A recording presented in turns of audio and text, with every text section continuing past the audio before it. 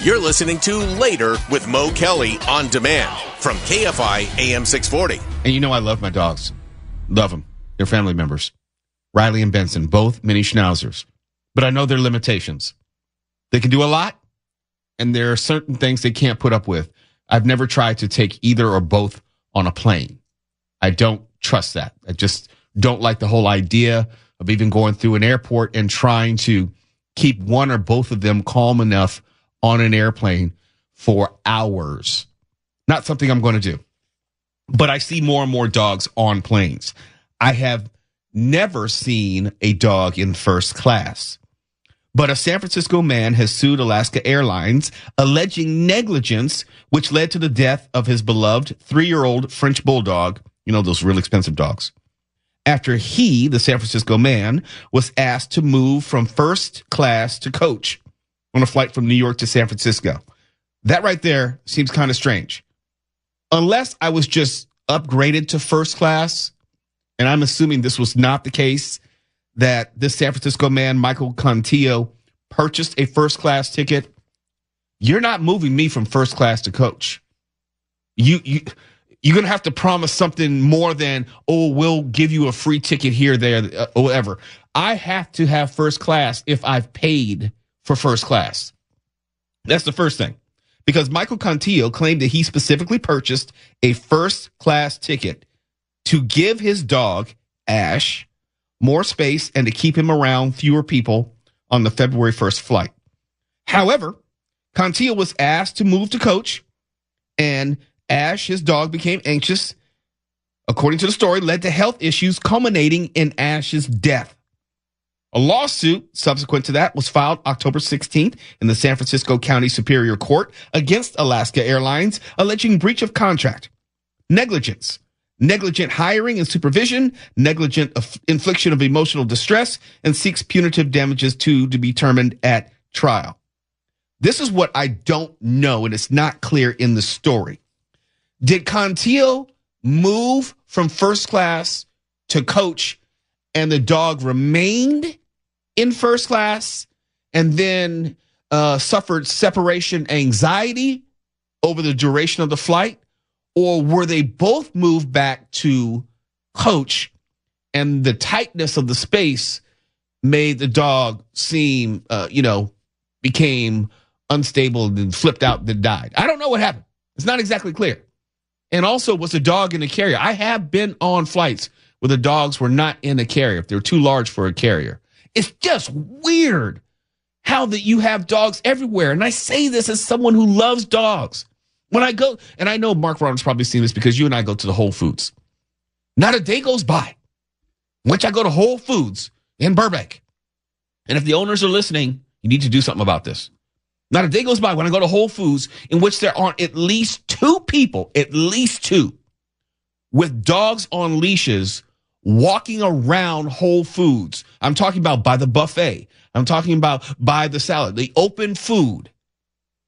And there was an occasion where I saw a dog urinate by the salads. No. Yes. And I know that it is against the law to have dogs in areas where there's open food or food preparation areas. Well, I think the definition of service animal has really been... These aren't service animals. These are straight up pets. Yeah, okay. I was going to say, I wish I could remember the name of the comedian, but he pointed out, because he's a little bit older than I was, and even he said, when I was a kid, when did you ever bring your dog anywhere besides a dog park or going out to take them for a walk? And now they're there as if they're another person. And again, like you said, we all love our dogs, we love our pets. Why do they have to be there with you every second of the day? It's a health code violation every single time. Every single time. It's not even arguable. But that's just one example. And yes, I expect you to take your dog to the restaurant with the outdoor dining. Absolutely. Don't have a problem with that. But when I see the dogs in the grocery stores, plural, when I see the dogs on the plane outside the carriers, when I see the dogs just about everywhere that people go, I'm baffled. I'm completely baffled. I love my dogs to death. They will never see the inside of a grocery store. Never. Ever, ever, ever. because one, I know Riley will bark at everybody and everything, and I can't. And since other dogs have been in the store, I know that my dogs are going to smell that, and they'll probably try to urinate and mark the place because they smell other dogs which have been in the grocery store, which should not have been there. And there's been some I go to the Whole Foods once in a while. There's been some medium-sized dogs. They're not all tiny that fit in the cart. They'll walk them throughout the entire store, and it's like with, like, to Mark's point, they don't even have a service thing on them. It's just they're walking them just, as if they're going outside. What's the continuum between an emotional support animal and a legit service animal? Other than what the because I think you can just say any animal is an emotional support animal. Well, they do, and there are a lot of times you'll see these dogs with the service like vest on. Yeah. And it's like, that's not a service dog. Come on, who are you trying to fool? Listen, I loved my late cats more than I loved most people, but you didn't see me taking them to a buffet with me. No. Let me go back to the story. The suit said that Contillo, followed Alaska Airlines policy, reserving both in-cabin dogs ahead of the flight by calling and reserving the first-class space, paying an additional $100 per dog at the airport, and transporting the dogs, plural, in carriers compliant with size requirements.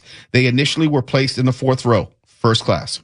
However, shortly before takeoff, an Alaska Airlines flight attendant and other unknown male employee of Alaska Airlines asked the plaintiff and his father to move to aisle 11 of the plane for safety purposes. I don't know what that's about.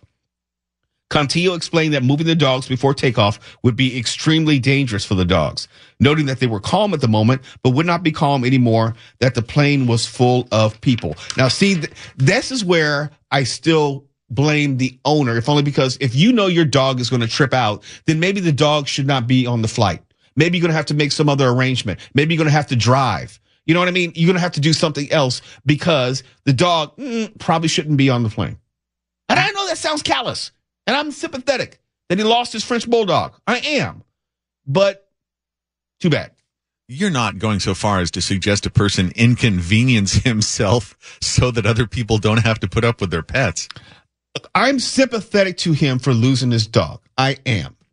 He's probably listening right now. Oh, those Frenchies are cute, too. And I know that there's an issue about being moved from first class to coach. He probably has a leg to stand on with the suit. I'm just more perplexed by how accommodating we are for dogs in society today when it never used to be that way. And I want to say something every single time I'm in Whole Foods and there are dogs running around. Because I want to, I'm standing like in the middle of the floor, just turning in circles. Does nobody else see this? Does nobody else understand that this is illegal in the state of California? Can't you see the freaking buffet? We are post-COVID. We should have a better sense about this. We should have some common sense. I know common sense ain't all that common, but why are the dogs running around the food? You know it's only a matter of time before a dog in Whole Foods drops a Tootsie Roll by the food. I can't say that it hasn't happened. All I'm saying is I've seen a dog urinate. You know how in Whole Foods, they have like the buffet food and they have the salad, and then they have this far stanchion where they have like the cookies and the desserts? Yeah. There was a dog which urinated right there. Listen, if anybody's going to mark off their territory like a bear in the grocery store, that's going to be me by the brisket or something. I don't need an animal in there to do it. Well, and about, I want to say a month ago, I was coming up that escalator when you come into Whole Foods from the parking lot area. And unfortunately, there was a dog on a leash, not a service dog. And I saw this and it was traumatizing, who got its, one of his claws stuck in the escalator. Oh, God. At the top. Oh, yeah. And it started yelping. There was blood everywhere. And part of me was saying, I hope the dog is okay. But at the same time, that's on the owner because they should not have had the dog there in that situation in the first place. It's not for dogs.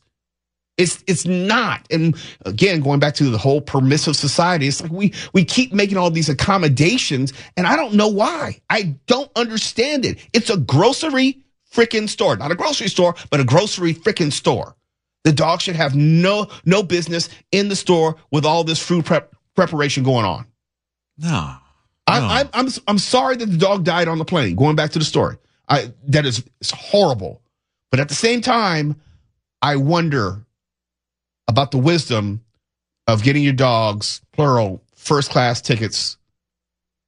It didn't used to be this way. The way to solve this is to get some shock collars for some of the pet owners. Have we solved this?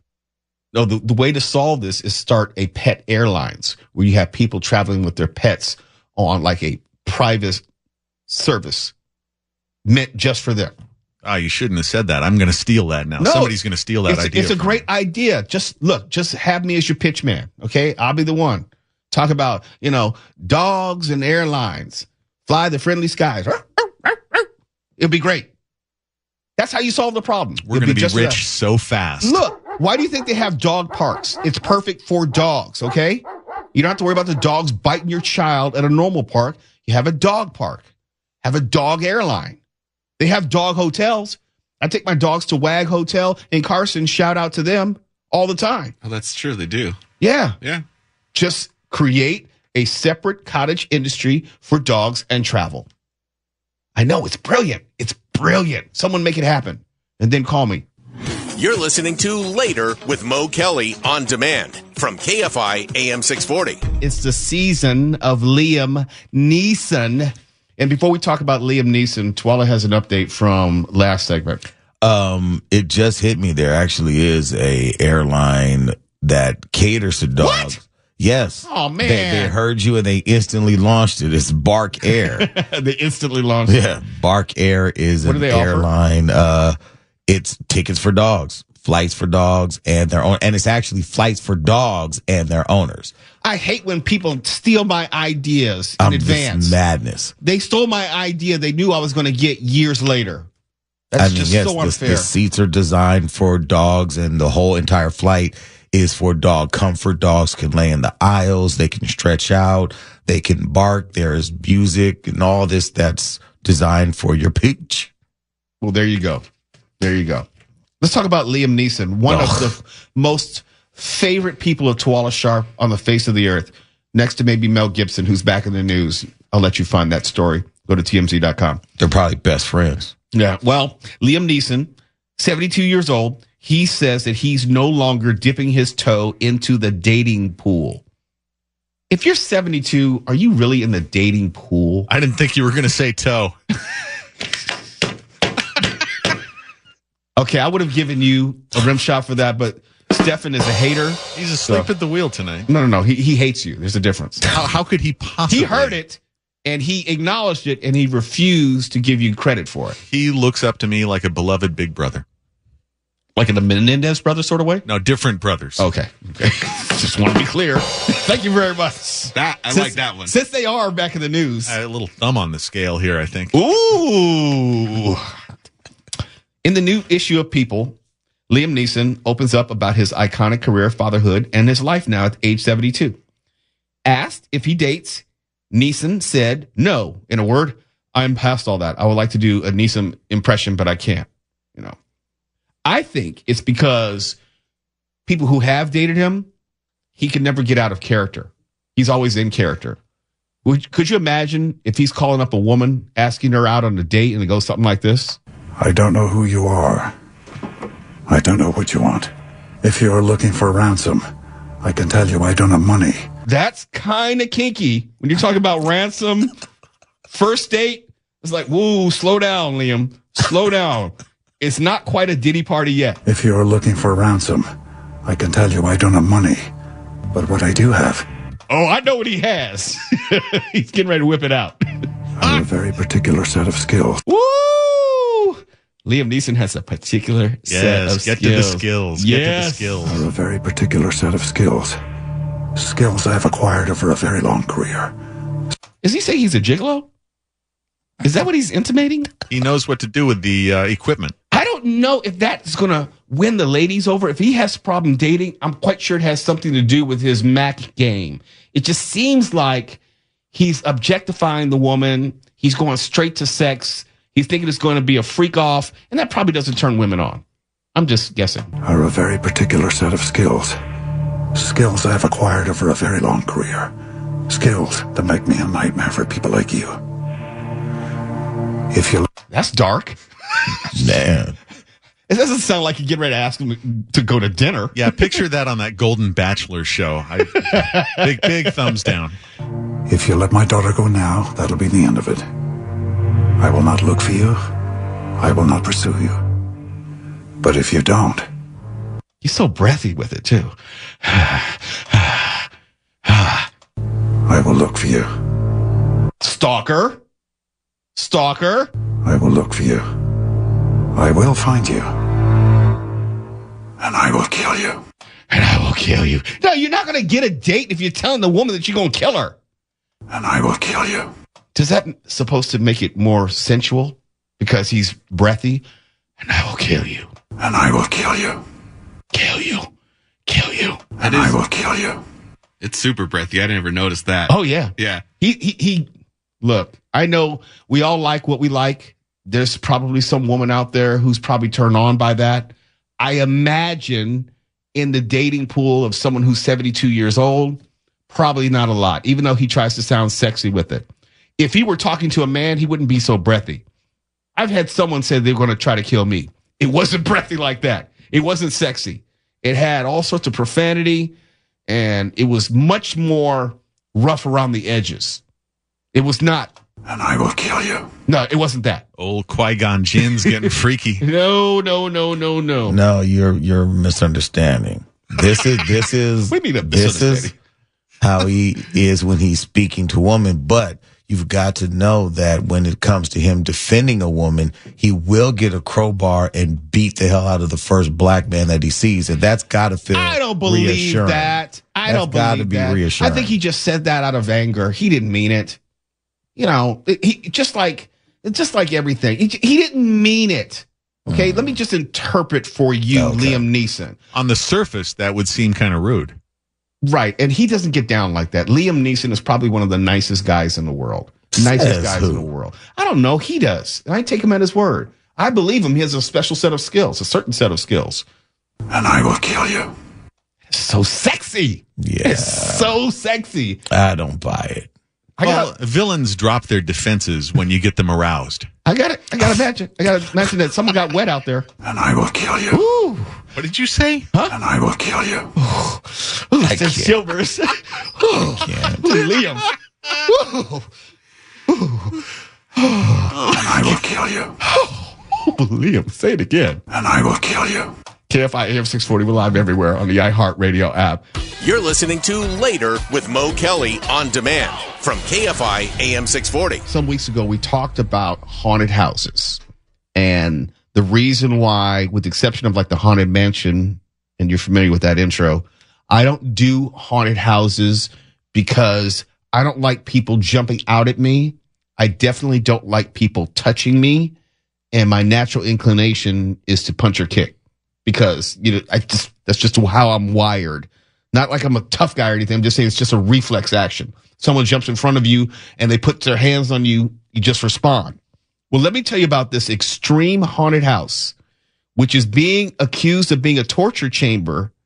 And it comes with a 40-page waiver and also has calls for it to shut down. It's in Tennessee and it's called McCamey Manor. And get this, some participants said that they were waterboarded, tased, whipped, taunted with spiders, and trapped in boxes during the quote-unquote no escape nightmare. You have to sign waivers saying that you can't sue before you even go in. And there is no quitting, and there's no safe word. That's according to the owner, Russ McCamey. If you put me in that situation, I'm going to have to try to kill a motherfather. Because if you try to waterboard me, tase me, we're having a fight. It's a full-on fight at that point. That's at least a poor Yelp review. I will happily pay for a ticket to see Mark Ronner go through that and see him not react. Mark is probably worse than me. Oh, I am. In fact, in one of my first newspaper jobs, I used to go do stunt type things, like go up in a stunt plane, whatever. I agreed to spend the night in a haunted house, like a real one that used to be a former mental hospital. I made it to about 4 a.m. before the noises started making me a little uneasy, and I just went home and had a drink. Ooh, there's a limit. There is a limit, and this is way past my limit, according to some participants, and there's the waiver is 40 pages long. People have had their heads shaved.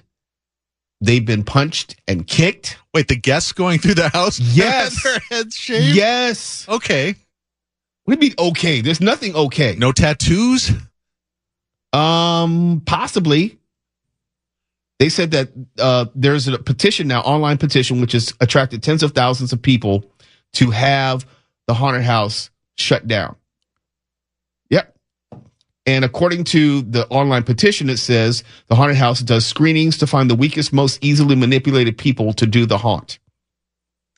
And if it thinks that you're not easily manipulated, you aren't allowed to go. Quote, it's literally just a kidnapping and torture house. That's even worse than paying for one of those restaurants where the waitress insults you at the table. This has got Mark written all over it. No. See? The only way I would do it is if I'm allowed to throw hands. And I'm quite sure the waiver probably says you can't. But they're allowed to do all these things to you? Oh.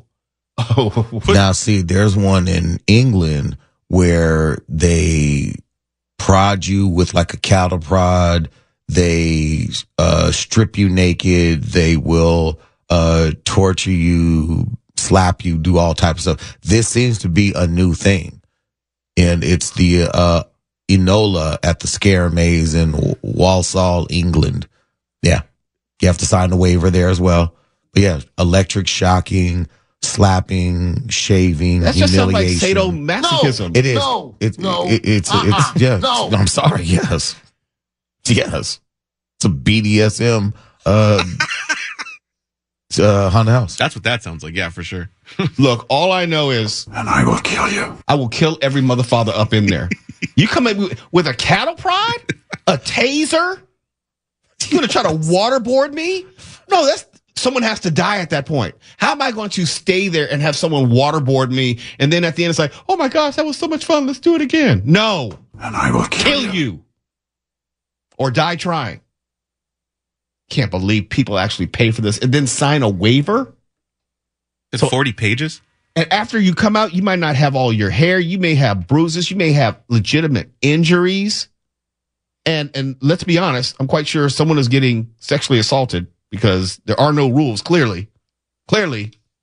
Oh, yeah. If I'm going through a haunted house, I do not want to be touched in the bikini area. No, not at all. Look, I don't want to be touched at all. I just have a thing about that. Anyone touching me who I don't know and not expecting to touch me, that's an instant escalation. And I've signed a 40-page waiver, hypothetically, saying that I can't respond. I assume they're saying you can't respond.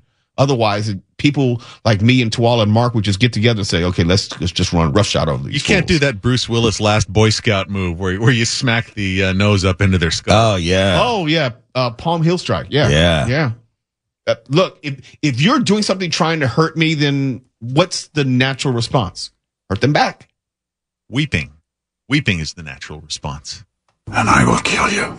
Why are you trying to be sexy, Liam? This is the wrong time. It's really inappropriate. It's Later with Mo Kelly, KFI AM 640, live everywhere in the iHeartRadio app. You're listening to Later with Mo Kelly on demand from KFI AM 640. Let me just ask very quickly. Have you seen the show Tulsa with Sylvester Stallone? Oh, Tulsa King? Yeah, excuse me, Tulsa King. Yes. I think the first episode. It wasn't too bad, but I wasn't compelled to just chain watch all of them. I plan to get back to it, though. It's very good, and it's season 2, and they've added Frank Grillo, who's really good. Oh, yeah. And he's in a new werewolf movie coming out that I cannot wait to see. He's just one of those, I think he's embraced the fact that he's going to be perceived as a bad guy. He plays a villain very well. He's probably a really nice guy in real life, but he plays the villain very well. And they have Neil McDonough, who if you know that actor, he always plays a bad guy. Like he's the sinister albino with the light eyes and everything. Yeah, he's terrifying. Grillo, I think, is kind of a real life badass. I've seen footage of him training and fighting and stuff. Oh, he works out a lot. He takes good care of himself. I have one Neil McDonough story, and it's one of those stories that means he won't be coming on the show afterward. Oh, well, then by all means. I think he's a fine actor. He's always in TV shows, generally, that I love him in. He was even in Minority Report and other stuff. When I was at Penn's Bowling Alley, and this goes back to a story we talked about last night. I was at Penn's Bowling Alley. And if you know anything about that, it was connected to Jerry's Deli in Studio City. Oftentimes, I go to Jerry's Deli, get some food. I don't bowl because I'm horrible at it. So I was wandering out in the bowling alley, and I looked out, and he was there with his family.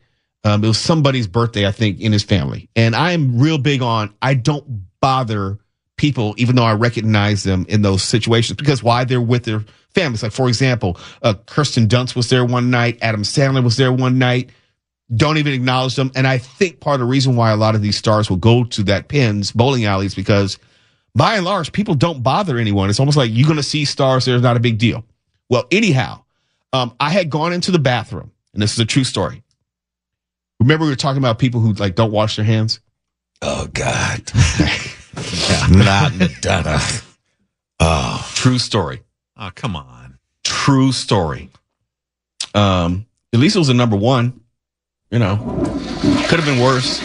I could never look at the Flash saying. But it's one of those things where, like, you're a recognizable person, so people are going to be aware of those things. If it was just some dude, I may not have noticed, but it's like, oh, that's so-and-so.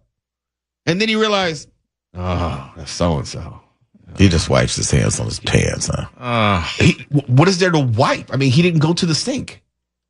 Oh, no, I'm saying. Just, well, yeah. I mean, yeah. You know, it's just, true story. Wow. Now, does he do that all the time? I don't know. I just know where I was, and if you do it in public, you do it at home. It's not. It's not like you know. Yeah. Well, Neil, I think he's a fine actor. He's probably not coming on this show now because someone is calling him right now or texting him saying, like, "Do you know what Mo Kelly said?" Well, we don't want him on the show now. No, it'll be a bad you can't situation. touch any doors after he gets here. Can't shake his hand. No pictures with him. Nothing. Yeah, unless we're all in hazmat suits, keep him the hell away. True story. But he probably would fit in perfectly around here, given the lack of hygiene habits of people who work here. Oh, yeah, he could hook up with the guy who pooped in the urinal. Great. You're assuming that person still works here. How did you know that? I actually don't know that. I want to know, but nobody's telling me. As rumor, never mind. I think whoever did that should be on a federal registry and actually in a Supermax prison right now. That's insane. I tell you, and this is another example of why, Mo, you ought to write a book. There's certain stories, and that's not like a really, really bad story, but that's a perfect example. If I told all my stories about people who people know on a certain level, I wouldn't be able to do this job because you call your book The Rogue Defecators. I want to know, is this like a Diddy thing where you're afraid you're going to get whacked if you reveal the information?